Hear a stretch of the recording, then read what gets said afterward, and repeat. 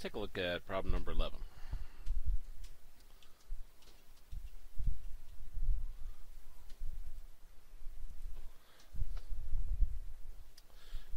And let's refresh our memory on a zero factor property.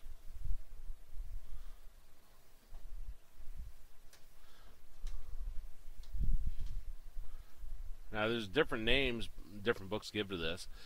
Zero product principle, a lot of different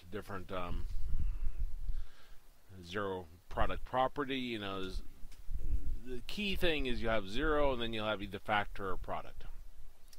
This says if you got something times something else equals 0, that's real specific, isn't it? Then you set the first factor equal to 0 and the second factor equal to 0. These could actually be anything. They could be a single x, they can be a binomial, trinomial, could be an absolute value. It really is as vague as it's something times something else equals 0. Now let's look at problem number 11. Okay, we got x squared minus 3x minus 40 equals 0. And it says solve. And we're going to use the zero factor property. First thing, I love this name the best because it tells you exactly what to do for algebra. 0, get 0 on one side, and then factor the other side. Well, we got 0 on one side on this, so that part's done. Now we need to factor this. Now this is the Psd method.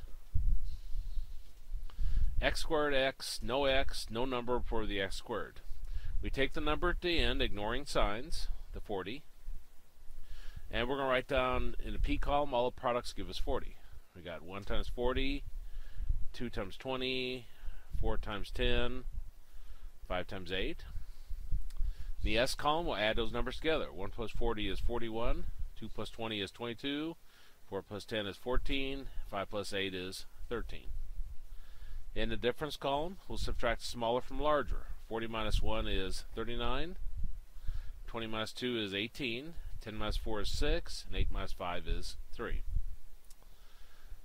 Now the number we're looking for is a number in our middle term, which is 3, which is right here.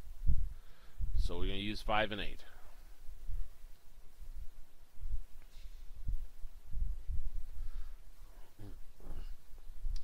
And we have a note here. It says our larger number in the P column P column is the same sign as the middle term.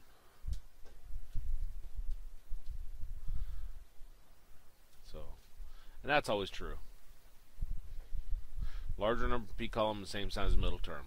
The 2 underlined is right here. Larger of them is the 8. It's going to be the same sign as the middle term, which was negative.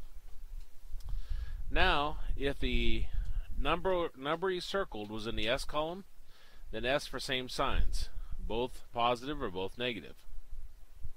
If the number you circled is in the D column, then they're different signs. One's positive, one's negative. Well, the number I circled is in the D column, so different signs. So if the 8 is negative, then the 5 has to be positive.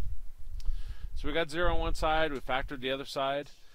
Zero factor property says we now set each factor equal to 0. So we'll set x plus 5 equal to 0, and x minus 8 equals 0. And then we solve these. Take the 5 over, becomes a negative 5. Take the negative 8 over, becomes a positive 8. You take any number across your equals, the sign changes. Negative 5, 8, looks like C. So 11C. Let's see. And that checks.